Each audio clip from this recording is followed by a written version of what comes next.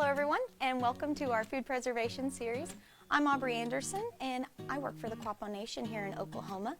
Today, we're going to be showing you how to ferment cabbage into sauerkraut using our fermentation crock.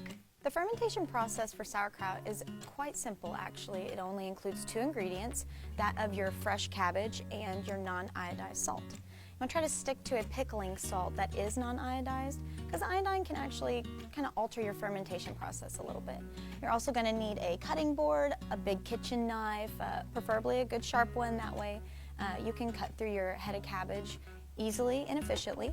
Also a fermentation crock and a pickle packer. Now that we have our ingredients and our supplies ready, it's time to start preparing your cabbage. So you want to start with a good, fresh, crisp head of cabbage if possible. We actually obtained this one from our greenhouse. You can start by cutting your cabbage in half and then in half again. So essentially you're quartering your cabbage so you can cut the core out. Just gives you a little bit of a better visibility of the core itself so you can get most of that out.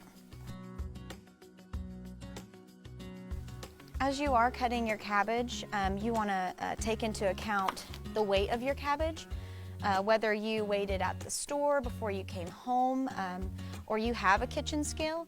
You can use it to weigh this up and get your ratio of salt to cabbage, which as a rule of thumb is essentially about 1 tablespoon for every 1 3/4 pound of cabbage.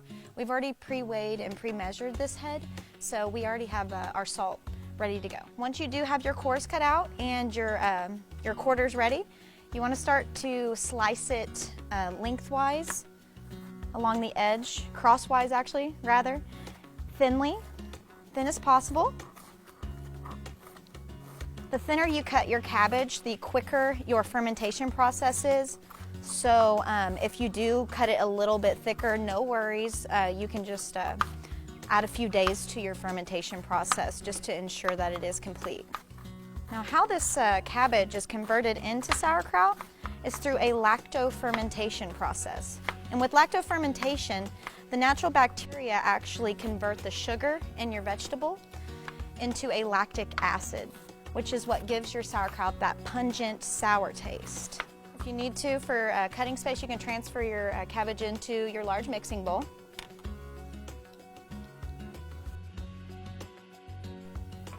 Okay, once you finish chopping your cabbage, got a couple coarse pieces there, transfer that into the bowl. We actually are going to let this sweat in our large bowl with our pre-measured salt. Like I mentioned before, 1 tablespoon for every 1 3/4 pounds cabbage. What the sweating process is going to do is the salt is actually going to draw out the moisture in the cabbage. It's going to create its own brine. So you want to set this aside and let it sweat for about 1 hour and 45 minutes, just a couple hours until you start seeing a liquid form around the bottom of the bowl. And once you see that happening, like we do over here, we've had this crock sitting for just a while, a few hours now, and we're going to let it do its thing by pressing out any excess liquid with our pickle packer. What this is going to do is it's going to excrete the moisture that didn't get naturally released.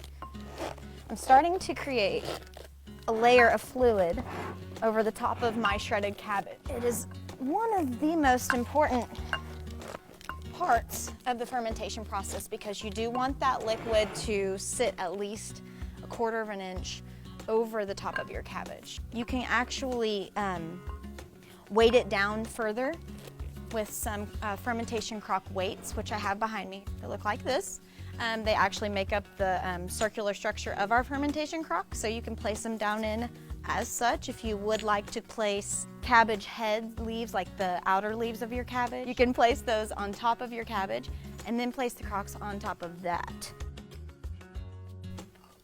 Push those down really good. Make sure your liquid is covering the top of the cabbage. Once you have that layer of natural brine created on top of your cabbage, you can go ahead and place your lid right on top of your fermentation crock. Make sure that it's on there as evenly as you can get it. Store it in a cool, dry area with a temperature of about 65 to 75 degrees. You want to keep it in that range to ensure your fermentation process is successful. I would go for the 20-day fermentation range, and then you can store in the refrigerator after that for up to 2 months or better. After the 20-day wait period for the fermentation to complete, let's see what we got here. Bet you thought we were going to make you wait 20 days. Well, that's just not the case. We've had ours sitting for 20 days. Today's day 21, and it smells wonderful and it looks wonderful. It looks like we have a successful ferment. You see all that wonderful juice in there. That's great. That's exactly what you want to see. I'm going to take off some of these larger leaves that I used to cover it. All right, so here we have our finished product of sauerkraut, and that's exactly what we want to see. We've been waiting 20 days for this to ferment and finish, and it looks beautiful. It smells great. I'm a big sauerkraut fan, so I have no qualms about it. It has a great texture. I'm going to transfer some of this into a bowl, just give you a better look at it. Beautiful. Serve that up over a warm, juicy broth, and you'll be glad you did. It's definitely worth the wait, and I hope that you're able to utilize some of these tips for fermenting cabbage in the future for your own sauerkraut experience. And we really hope that you were able to apply some of these simple fermentation techniques in your own home kitchen.